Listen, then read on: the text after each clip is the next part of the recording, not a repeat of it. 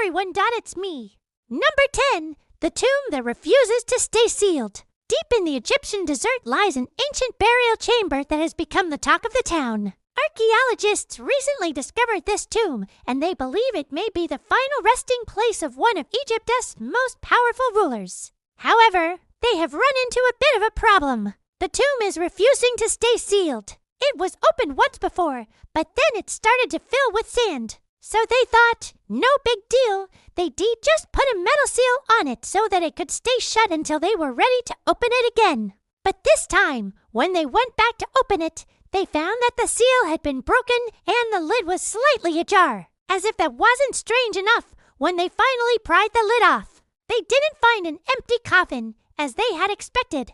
Instead, they found a small statue of the goddess Isis, which is quite odd because the statue was carved in a style that was popular 300 years after the ruler had died. To make matters even more confusing, they found another statue of the ruler's wife, Queen Nefertari, buried alongside him, but the statue of her was carved in a much earlier style. This leads researchers to believe that the tomb may have been used as a burial site for other people after the original occupant had died. But why? And who are the people whose statues were placed here centuries apart from one another?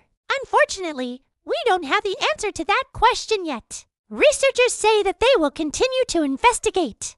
And speaking of things that won't stay sealed, I can't seem to get this video to stay under 10 minutes. So I guess it's time for number 9. Number 9, the unsinkable shipwreck. When archaeologists recently discovered the wreckage of a Spanish galleon off the coast of the Dominican Republic, they thought they had struck gold. The ship is believed to have sunk sometime in the late 16th century, and it was likely carrying a load of treasure from the New World back to Spain. Of course, it would be a few centuries old at this point, but still, you never know what you might find. So the government sent out a team of divers to explore the wreck. They hoped to find enough valuables to make the salvage operation worthwhile.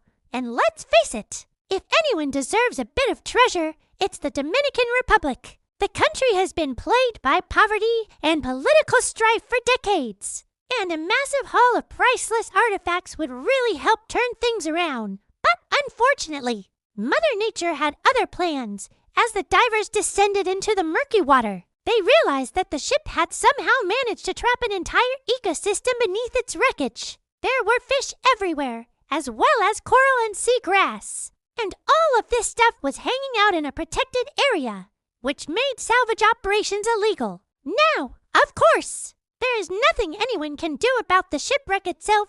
It's not doing any harm, so they can't get rid of it. And that means that the treasure is safe in its watery grave. Thanks for watching. Remember to subscribe if you haven't already.